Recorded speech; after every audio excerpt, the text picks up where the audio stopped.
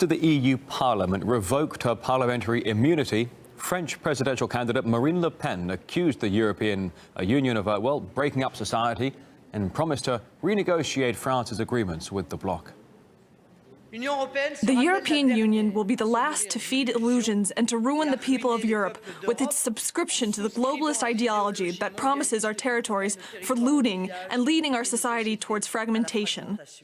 We will begin a total renegotiation of all the European agreements in order to get back our monetary, legislative, territorial, and economic sovereignty, followed by a referendum on Frexit.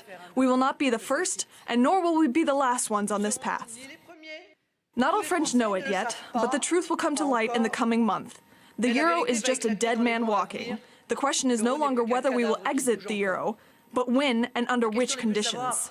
The Parliament's decision follows a second round of voting held by EU lawmakers. Who votes for waiving immunity for Marine Le Pen? The results are clear. The broad majority have backed this. Le Pen may now face prosecution for tweeting pictures of Islamic State violence. In her latest interview on a French channel, the presidential candidate dubbed the allegations politically motivated. And member of the European Parliament David Coburn feels it's an unprecedented attack on the freedom of speech. This is an absolute scandal. The lights are going out all over Europe on freedom of speech. And the European Parliament, which continues to maintain that it is the mother of European democracy, has obviously given up that responsibility. And I agree with many other politicians who now say that this is going to help Madame Le Pen get elected. You can see that this is a plot by the establishment to nobble her, and it's not going to work. And it's the European Parliament interfering in French internal affairs. French presidential candidate has received a less than friendly welcome while visiting an agricultural show in Paris. Emmanuel Macron here ended up with egg on his face, quite literally, while giving his opinion on farming. He later said it's become something of a tradition. And eggs weren't his only problem as he walked through crowds at the event.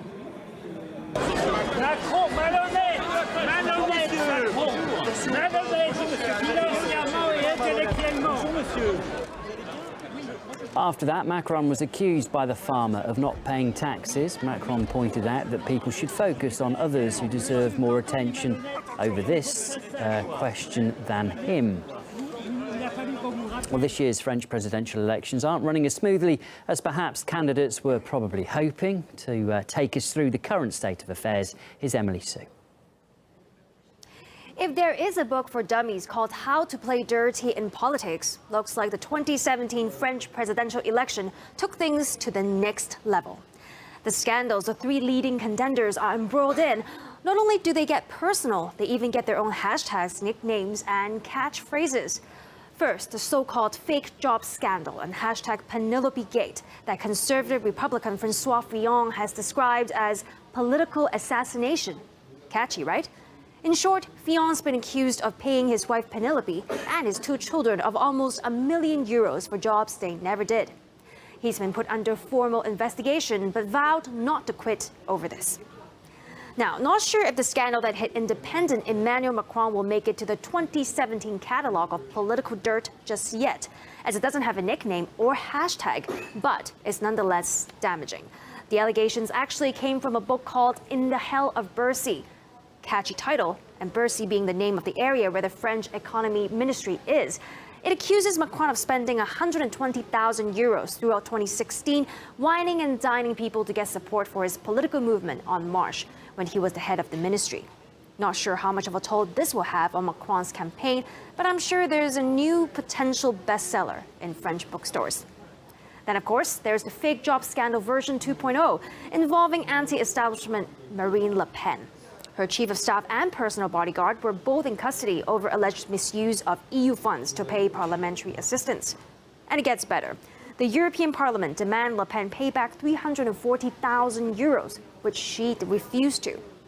Fake job scandal version 2.0, though, is far from the only item in the lengthy catalogue of accusations against Le Pen. Le Pen est raciste comme son père, comme les Sagnier, c'est comme les... 55% des Français vous jugent raciste. Est-ce que cela vous surprend? You had a reputation as a party of being racist, and your own father used the phrase that the Holocaust was an accident or a detail of history, he said. And the political mudslinging doesn't just get personal with Le Pen's policies. The candidates' private lives have also been put under the microscope, especially when rumors about Macron's affair with the France radio's president dominated social media feeds. According to some, this is indeed the dirtiest French presidential campaign ever. The French port town of Calais is one of the hotspots of Europe's migrant crisis, and its mayor has now responded by banning food banks for newcomers. She insists the measure is necessary to maintain order. It's not a directive against the distribution of meals, but against gatherings, because these lead to law and order issues, as well as security and waste problems. I took this decision to make sure that no permanent base or squad is created around Calais. Well, look, she's trying to avoid another major jungle camp from sprouting in her town, essentially, before it was demolished late last year. Over the past couple of years, the Calais migrant camp had steadily grown into effectively a tent city. At its peak, the population was around 10,000 people. It had its own economy. It had makeshift shops, restaurants, even nightclubs and hairdressers. And the process of demolition was extremely controversial. It attracted the international media. There were clashes between large groups of migrants and the police. There were rocks thrown, tear gas often deployed. And as you said, I've reported from Calais extensively, and I've seen with my own eyes the way in which the situation spiraled out of the authorities' control. Well, this is what part of the south side of the Calais jungle looks like, and those living just meters away are thinking about where to go next. Many refugees here are still desperate to get to Britain. That's why they're refusing accommodation in official asylum centres. Well, this is what's been happening throughout the day here. People have been taking their possessions, and if they are lucky enough to own or live in a caravan here that's been donated by volunteers, they're simply moving it from the south side. Authorities here are under pressure to show that they're cracking down on the now infamous tent city. But it's a problem that appears to be moving rather than going away. Well, the mayor's motivation in trying to introduce this new rule is almost understandable, because before it was dismantled, the camp was putting such an immense strain on her town. Calais is already one of the poorest areas in France.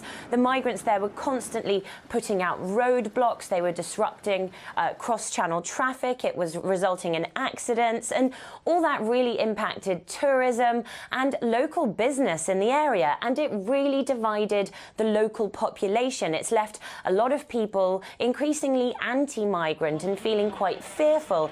But another portion of locals who see people that are destitute. And of course, the issue is that migrants are still coming to Calais. And there's this sense that Calais' problems aren't going away. I've had many a private conversation with town officials, and they say that because of its location, Calais will always be a problem spot, and all they can do is try to mitigate these problems as best they can. So-called no-go zones, where it's too dangerous to enter without police protection, have become a pivotal problem in Sweden.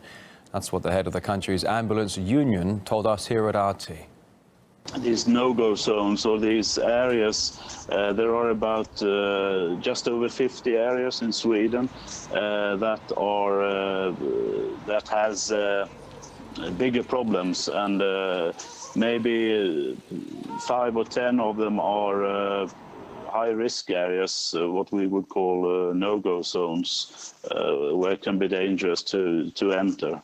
We have a cooperation with the police, so if we need to go into these zones, we can get the police to escort us in or help us out. The union boss also said they need special equipment to be able to go with the police into dangerous areas. Equipment including helmets and body armor, while ambulances, the vehicles have to be reinforced. Well, Sweden's police force says the problem in the no-go zones is actually being exaggerated. That's despite numerous reports about violence and high crime rates in those areas.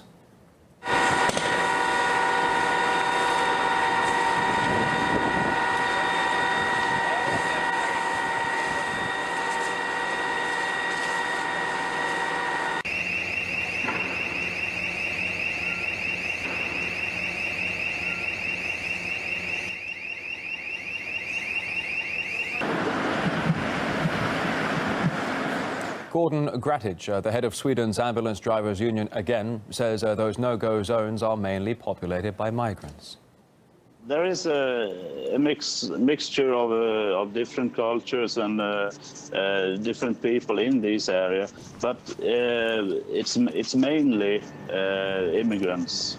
I think personally, and from the union side, we think there's a problem with taking care of these amounts of immigrants we have in Sweden. They have their own structures. They have their own laws, and they live parallel to our communities. And maybe they feel put aside, or maybe they feel angry, we don't know, but sometimes we don't feel welcome in the areas. That's quite clear. After the EU Parliament revoked her parliamentary immunity, French presidential candidate Marine Le Pen accused the European Union of, breaking up society, and promised to renegotiate France's agreements with the bloc. The European Union will be the last to feed illusions and to ruin the people of Europe with its subscription to the globalist ideology that promises our territories for looting and leading our society towards fragmentation. We will begin a total renegotiation of all the European agreements in order to get back our monetary, legislative, territorial, and economic sovereignty, followed by a referendum on Frexit. We will not be the first, and nor will we be the last ones on this path. Not all French know it yet, but the truth will come to light in the coming month. The euro is just a dead man walking. The question is no longer whether we will exit the euro, but when and under which conditions. The Parliament's decision follows a second round of voting held by EU lawmakers. Who votes for waiving immunity for Marine Le Pen? The results are clear.